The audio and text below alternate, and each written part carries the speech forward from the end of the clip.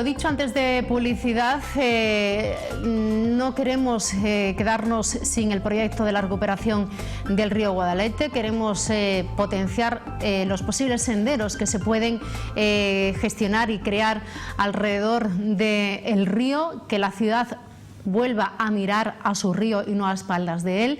Y bueno, las diferencias entre las distintas instituciones que finalmente, entre Junta de Andalucía y Ayuntamiento, por un motivo o por otro, pues no ha sido posible que los fondos de la ITI, que venían destinados a un proyecto de recuperación del río Guadalete, se lleven a cabo. Pues Ecologistas en Acción ha tomado una iniciativa, ha elaborado un proyecto más sencillo, más factible, que quieren que sea un proyecto de toda la ciudadanía y que bueno, pues se pueda ir trabajando en él para poco a poco poner en marcha al menos un sendero. Este sendero tiene un recorrido total de 4 kilómetros, tiene distintos tramos y bueno, es fácil de realizar. En 1 hora y media se calcula, con sus paradas y todo se puede hacer, y lo más importante, que puede significar revitalizar la zona rural y también poner en marcha actividades turísticas y económicas que bastante bien vendrían a nuestra ciudad. Para explicarnos este sendero y cómo ha salido y se ha llevado a cabo esta iniciativa, nos acompaña ya a esta hora de la mañana Agustín García Lázaro. Agustín, bienvenido, un placer tenerte aquí con nosotros. Muchas gracias por vuestra invitación.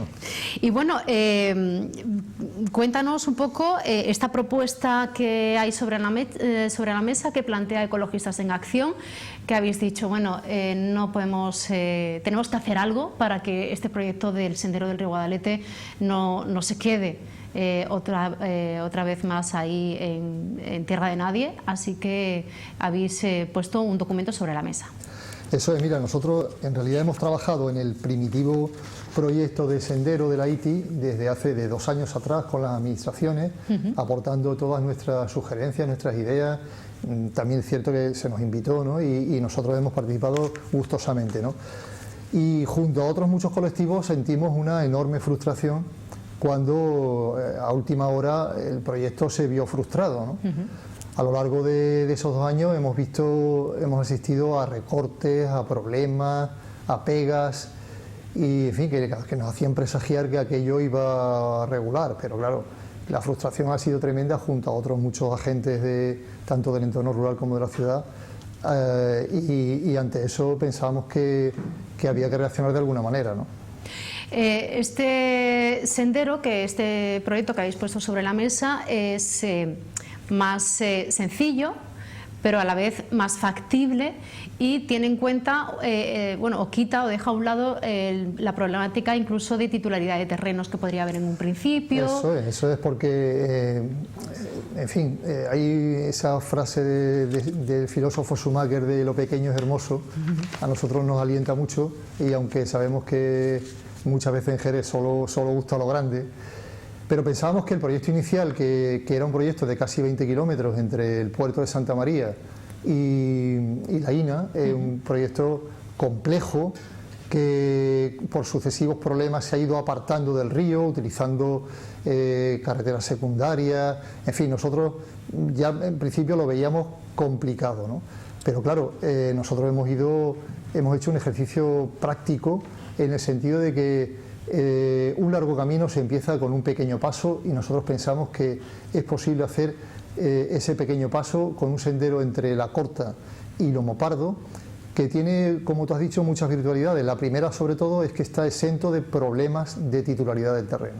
Es decir, todo el terreno que atraviesa es terreno público, terreno libre de complejidades burocráticas, y el tramo que era más complicado a través de la trasera del monasterio de Cartuja, ya el ayuntamiento acordó con el obispado, eso es la cesión del paso por la valla del monasterio.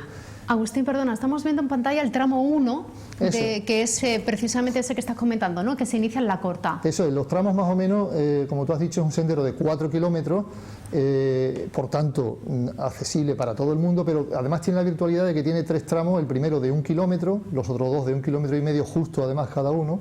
Se inicia en La Corta, que es el sitio natural donde muchos jerezanos acuden o a las ventas y sobre todo al gran atractivo que supone ahora los molinos que recientemente se han rescatado. Ese tramo circula muy agradablemente por la orilla del río hasta la valla del monasterio y, como ven los televidentes, sube después por la valla de la huerta del monasterio hasta el monasterio, ¿no? Donde sería una primera parada, incluso un punto de aparcamiento, ¿no? Esto sería un tramo de la ruta que podría hacerse ida y vuelta. Eso es, por ejemplo, si alguien que quiera ir a desayunar a la venta de las angulas o a la venta del albero, bueno, pues aparca su coche, echa un vistazo a los molinos y se da un paseíto de 2 kilómetros de ida y vuelta, muy agradable, y ya está, ¿no? Y justifica incluso esa salida o ese ir a desayunar, ¿no? Ese tramo además tiene la ventaja de que está también conectado con carriles que van a la ciudad, la Hijuela de Pinosolete o la Hijuela del Serrallo. A los ciclistas, por ejemplo, les pone a tiro, o a los paseantes que quieran hacer los caminos más largos, ¿no? Vamos a recuperar el tramo 2, este que tenemos en pantalla. Este ya sí tiene una distancia de 1,5 kilómetros. Ese es el tramo que ya el proyecto inicial contemplaba como más problemático y que, en fin, a nosotros nos gusta menos, pero en todo caso, como supone hacer una parada en el monasterio y asomarse a los patios del monasterio, también pensamos que tiene la potencia de ligar el monasterio al río y de que los paseantes también se detengan allí, ¿no? Luego coge, para entendernos, muchos televidentes saben que ahí está la antigua carretera de Cartuja, que pasa por delante de Viveros Olmedo, y ahí ya busca el río y es un sendero entre puentes. Pasa primero por debajo del puente de la autopista, que ya se puede pasar, por el antiguo puente de Cartuja y por el puente de la autovía, ¿no? Es un tramo de 1,5 kilómetros, que además tiene dos opciones que le hemos nosotros puesto ahí también de muy fácil opción. La primera es que al llegar junto al puente de la autopista se puede hacer un pequeño desvío hasta la desembocadura del Salado, donde hay escenas fluviales muy bonitas, de galerías de álamos y demás muy bonitas, o por la orilla opuesta, desde el puente de Cartuja, se puede ir a ese mismo sitio, a la desembocadura del Salado, en un tramo de unos 800 metros, totalmente despejado, también con álamos, con fresnos, que es de gran interés, ¿no? O sea, que tiene esas variantes para poder desviarnos un momentito y poder disfrutar de otra de los paisajes que tiene en esta zona. Y este es el tramo 3. Y el tramo 3 es el más desconocido y también de una gran belleza plástica, porque nosotros le hemos llamado del puente a la Alameda, como aquella vieja canción de María Dolores Pradera, porque desde el puente de Cartuja, por la orilla del río, es decir, pegaditos al río, llegamos hasta el meandro del Lomo Pardo, que está escondido a los ojos del viajero ahora y del paseante, en donde hay una antigua cantera restaurada y donde se conserva un tramo de soto fluvial y de alameda muy bonito, ¿no? En primavera, por ejemplo, allí parece que ha nevado cuando los amentos de los álamos cubren el camino, y en otoño, pues ahora nos presenta ese color de la alameda con los sauces, los álamos, los olmos, en un tramo, ya digo, muy bien conservado y muy accesible, ¿no? Habéis diseñado principalmente estas rutas, estos tramos, teniendo en cuenta, primero, y lo más importante, porque lo que más facilita el poder desarrollarlo es el tema de lo que hablábamos anteriormente, de la titularidad de las zonas, de los terrenos, y después que sean zonas accesibles, fácil para el usuario, ya sea andando, corriendo, en bicicleta o como quiera hacerse, y que tenga en cuenta también la importancia histórica de los lugares, además del patrimonio cultural que podemos encontrar en estos recorridos, ¿no? Eso es, encierra el tramo, como tú bien has dicho, hitos importantes en cuanto al patrimonio. Los molinos de la Corta, recordemos que para muchos oyentes para muchos televidentes ha sido una sorpresa el comprobar que teníamos ahí un complejo molinero romano, con huellas andalusíes, con huellas medievales, de gran incluso importancia. Se hablaba que podría ser el mejor conservado de toda Europa. Eso es, y de hecho uno de los pocos que se conservan, y sobre el que hay además proyectos de hacer una ITI para seguir trabajando en esa.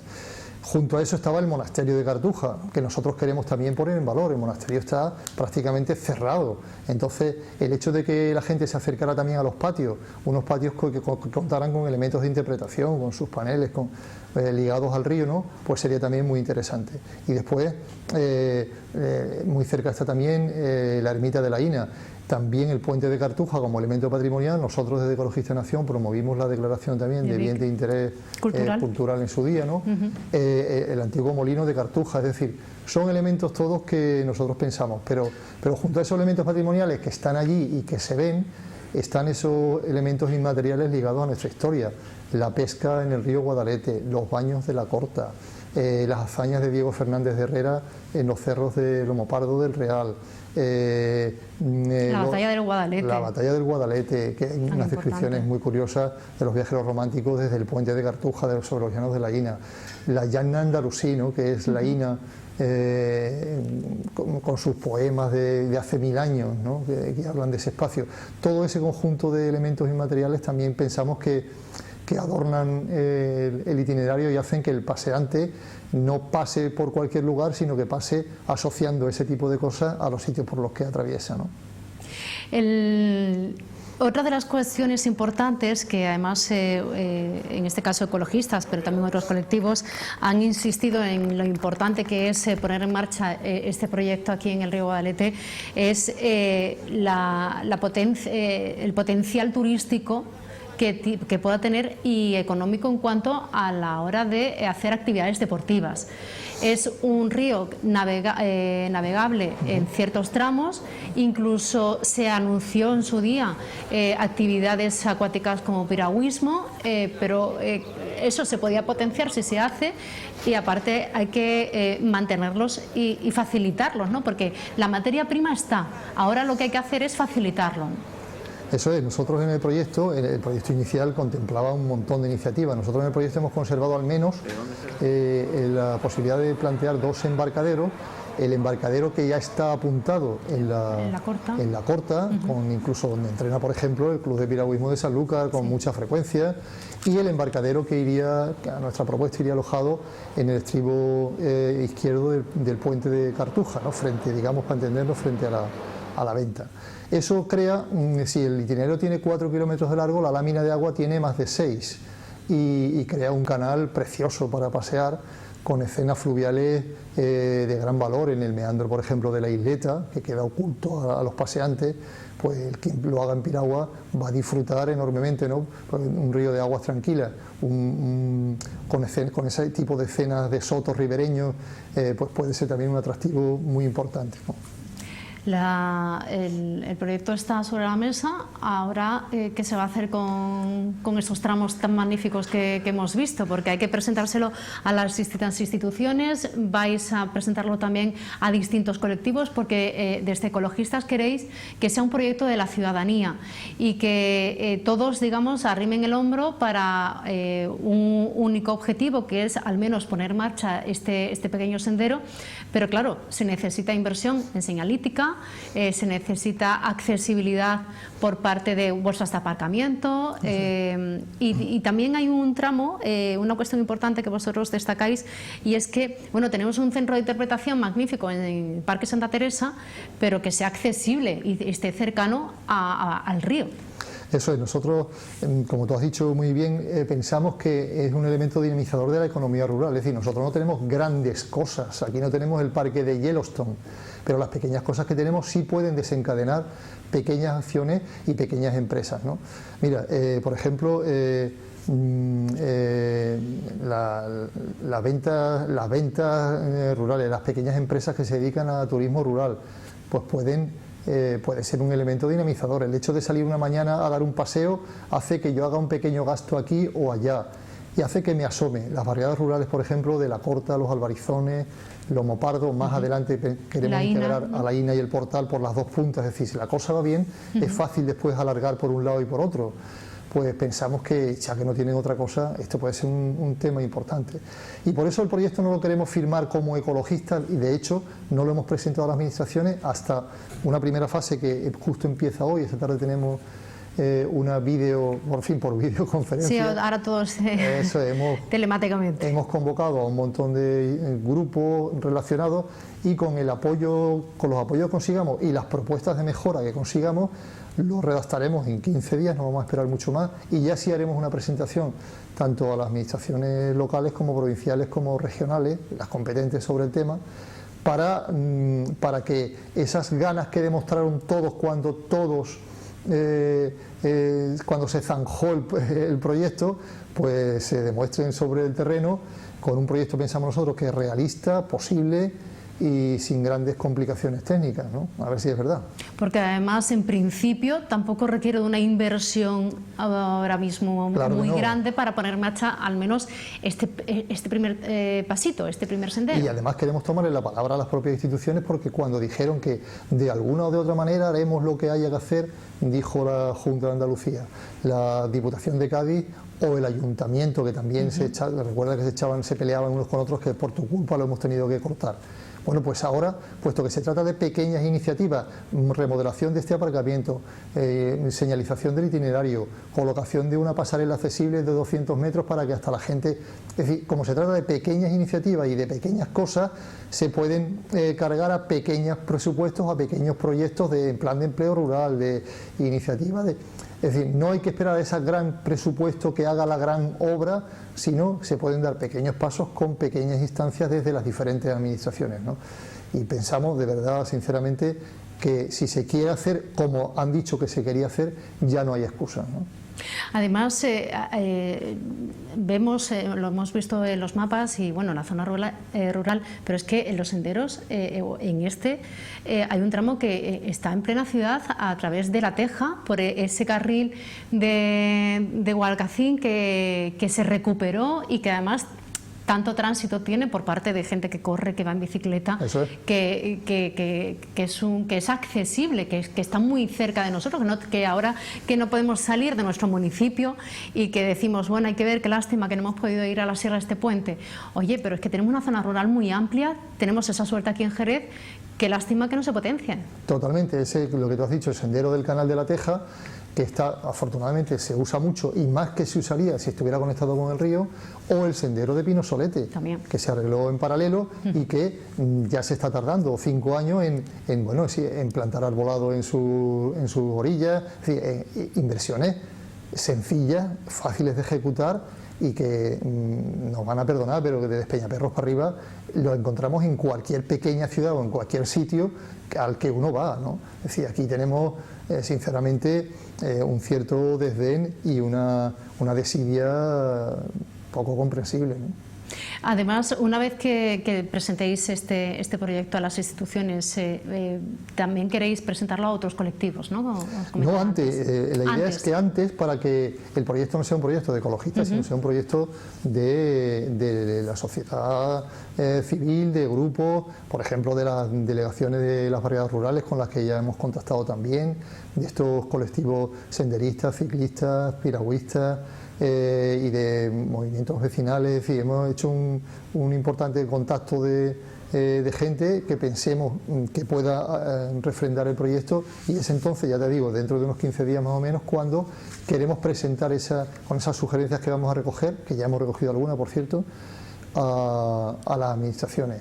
Y entonces esperamos que tenga un eco y tengan pequeños compromisos. No se trata aquí de un gran compromiso, sino de pequeños compromisos que lo hagan viable, ¿no? Que se trata de empezar. Si no se empieza, difícilmente se puede llegar. Me acuerdo hace unos años cuando había el gran proyecto del gran sendero del Guadalete desde el puerto hasta Grazalema, ¿no? Es decir, bueno, a ver, entre el todo y la nada caben muchas pequeñas, y además existe una cosa que tú has dicho, la gente cada vez le gusta más salir a andar. ¿Cuánta gente que va a hacer el Camino de Santiago se entrena yendo de Jerez al puerto por la marisma? Quiero decirte, la gente está deseosa de este tipo de pequeñas iniciativas, que además de no ser caras son saludables y son económicamente aportan pequeños incentivos al mundo rural, ¿no? Bueno, pues a ver si no hay mal que por bien no venga, y al menos esta situación de cerramiento perimetral que tenemos en Jerez también ayude a mirarnos un poco más a nosotros y poder desarrollar y darle más valor y mayor importancia a proyectos locales aquí en Jerez para poder disfrutar de ellos. Y bueno, que ya es hora que se empiece a mirar al río Guadalete, que vamos a cualquier sitio, a cualquier ciudad, y y están todas mirando a su río, y nosotros todavía estamos muy atrasados en este sentido. Agustín, muchísimas gracias por habernos acompañado, y agradecer también a Ecologistas en Acción esta iniciativa que han tenido para hacerla partícipe y compartirla con el resto de los ciudadanos, y esperemos que las instituciones agarren este proyecto como un compromiso principal. Pues nada, gracias a vosotros. Yo también animo a mucha gente que sí tiene inquietudes a que se sume a Ecologistas, porque juntos podemos hacer más cosas. Gracias. Pues muchas gracias, Agustín García Lázaro. No vamos a abandonar el tema rural, porque hace unos días, el pasado día 28, arrancaba en Andalucía la mesa para impulsar el comercio rural en municipios de menos de 10.000 habitantes. Nosotros queremos preguntar, ¿en qué consiste esta mesa? ¿Qué medidas va a recoger? ¿Cuáles son las principales necesidades que tienen el comercio rural, y mucho más ahora en la situación de pandemia que estamos viviendo, las nuevas tecnologías, Internet, los diferentes métodos de compra y la situación que viven y las características que tienen los pequeños municipios, los pequeños pueblos rurales? Así que para aclararnos todas estas cuestiones, saludamos a esta hora de la mañana, al otro lado del hilo telefónico, a Lorena Garrido, directora general de Comercio. Muy buenos días. Hola, buenos días, ¿qué tal? ¿Me escucháis bien? Sí, estamos bien. Tocamos madera, estamos bien, y aquí al pie del cañón para informar a la ciudadanía de otras iniciativas, y que la vida continúa en esta época de pandemia, y que al menos se intenta paliar y mejorar la actividad empresarial de los pequeños comercios, en este caso de los municipios de menos de 10.000 habitantes, porque claro, aquí en la ciudad más o menos nos apañamos, pero en los pequeños pueblos, ¿cuál es la situación? Claro, en los pequeños, al final, en el plan de comercio, el plan integral de fomento de comercio interior de Andalucía, que se aprobó a finales, en el mes de noviembre de 2019, que tiene una duración de 4 años, de 2019 al 2022, y una dotación de 49 millones de euros, contemplábamos la posibilidad de crear una actuación de la puesta en marcha de una mesa de trabajo de impulso en el comercio rural. Como ya sabemos, el tejido comercial sirve como ligamento para fijar, para atraer a la población en estas zonas rurales, ¿no? No es el caso concretamente de Jerez, pero sí el caso de otros municipios, de muchos municipios de nuestra comunidad autónoma. Este comercio de proximidad revitaliza estos núcleos de población, evita largos desplazamientos, utilizar vehículos para obtener esos recursos que necesitamos diariamente. Y claro, esto es especialmente importante en las zonas de envejecimiento de la población. ¿Qué nos ha llevado a cuáles son los objetivos, cuáles son esas debilidades y amenazas que hemos detectado en determinadas zonas rurales, como has comentado, como municipios inferiores a 10.000 habitantes? Esas debilidades y amenazas que nos han llevado a constituir la mesa. Pues, por ejemplo, los daños colaterales producidos por la crisis económica anterior y que se han incrementado con la actual pandemia del COVID, como bien han dicho. Aquí, en este caso, las familias han perdido poder adquisitivo. Claro. Esto reduce el presupuesto de compra y evidentemente, es significativamente menor el gasto por persona.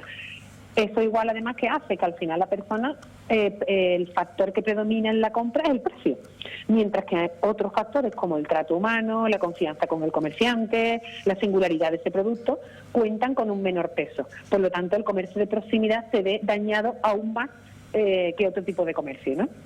Como en segundo lugar, la modificación de los ámbitos de compra. Nosotros como cliente hemos incrementado nuestro nivel de exigencia.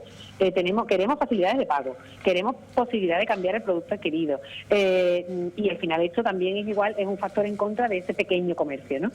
La penetración del comercio electrónico y la baja adaptación de nuestros comercios a las tecnologías de la información y comunicación.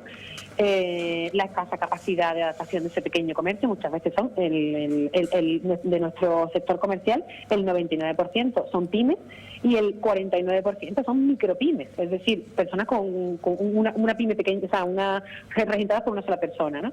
Entonces, esa persona tiene esa capacidad, ese escaso tiempo para adaptarse a las nuevas tecnologías, ¿no? Porque al final no puede dedicarle tiempo a la mejora de su imagen, tampoco puede dedicarle tiempo a las acciones de marketing, por el escaso margen con el que trabaja, ¿no? Claro.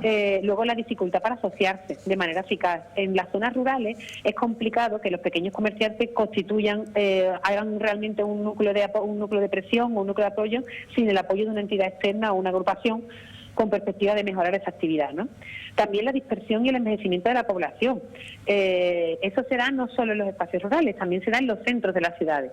Lo que hace también necesario que nuestros comercios se adapten a las necesidades de ese público objetivo. Es decir, si en el centro urbano de Jerez viven personas mayores de media de 60 años, pues los comercios se tienen que adaptar a acompañar en la compra un poco más, a llevar la compra al servicio a domicilio, la oferta a esa demanda. No hace falta tienda de ropa de jóvenes, sino hace falta tienda de ropa de mayores. Claro.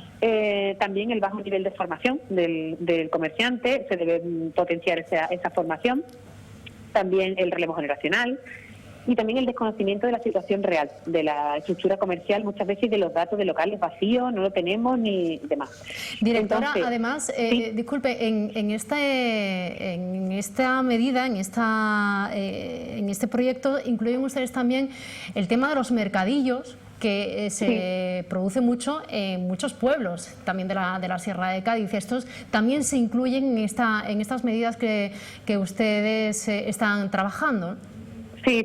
De hecho, tanto los mercadillos como el comercio itinerante, que es aquel que un comerciante lleva con su vehículo, muchas veces los bienes de primera necesidad a determinados municipios en los que hay menos supermercados, ¿no? Y demás, son claves para abastecer todas las zonas rurales en las que no existe esa. En el caso de Andalucía es menor, pero sí que es verdad que hay otras comunidades autónomas de España, tipo las dos Castillas, que existen zonas muy rurales en las que no hay un supermercado. Aquí, gracias a Dios, la atomización de las enseñas comerciales es muy buena y hay muchos supermercados en zonas rurales, supermercados pequeñitos, pero hay de verdad que hay municipios que no lo tienen. ¿Qué es lo que tienen que hacer estos comerciantes, estas personas, para poder optar a esta línea de ayudas y a este asesoramiento por parte de la Junta de Andalucía? Claro, de la mesa por un lado está la mesa de trabajo del impulso al comercio rural, que lo que saldrá, aparte, sin perjuicio de muchas acciones que van a salir, hay una que es importante, que saldrá un estudio que queremos hacer de las zonas rurales en las que se estudie la oferta y la demanda, es decir, qué hay y qué falta, para un poco fomentar ese emprendimiento y fomentar ese mantenimiento de esos comercios, ¿no?, que están en esa zona. Pero con respecto a las órdenes de ayuda, hemos sacado dos, concretamente en el mes de julio sacamos una orden de ayuda dirigidas a las pymes comerciales y artesanas, entre ellas también el sector del comercio ambulante que ha comentado, por el cual se subvencionaban en primer lugar proyectos asociados con la modernización digital, la transformación digital de los negocios. En segundo lugar, modernización del propio negocio, desde un escaparate a un toldo, a una puerta o a unas estanterías nuevas, porque necesito reducir el espacio físico de mobiliario para tener más superficie de venta y para el aforo, ¿no?, de las personas, que puedan moverse bien las personas ahora por las medidas del COVID. La tercera es la expansión, abrir un segundo punto de venta, y la cuarta el relevo generacional. Esta orden de ayuda la dotamos con 11 millones de euros y subvencionaba un 100% de los proyectos con un anticipo del 100% en el caso de proyectos inferiores a 6.000 euros y del 50% en proyectos superiores a 6.000 euros. La verdad que hemos tenido una concurrencia buenísima de casi 7.000 solicitudes y tienen que estar resueltas ahora el 30 de noviembre. Estamos trabajando para que el dinero llegue al comercio antes del 31 de diciembre. Y luego otra orden de subvenciones que hemos sacado también en el mes de agosto, ya más dirigida al asociacionismo comercial. Pues Lorena Garrido, directora general de Comercio, muchísimas gracias por habernos atendido.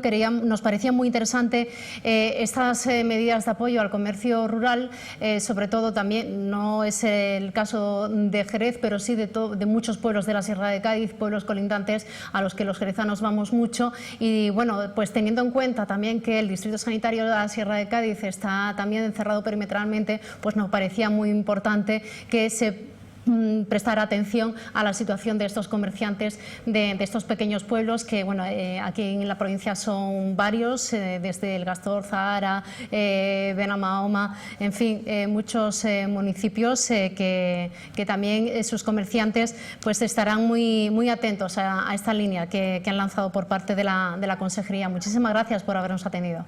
A vosotros, muchas gracias. Un saludo.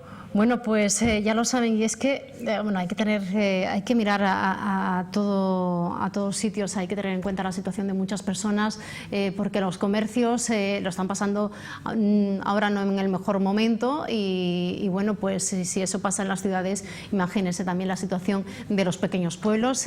Recordamos, son medidas para municipios menores de 10.000 habitantes. Nos vamos a publicidad. A la vuelta, la cesta de la compra. Les recordamos, Jerez es el municipio de España donde más barato sale comprar, y vamos a centrarnos también en la campaña que ha sacado el Clúster Turístico Destino Jerez para promocionar entre los jerezanos diferentes espacios que tenemos aquí en Jerez, y les puedo asegurar que algunos hasta nos sorprenden. Hasta ahora.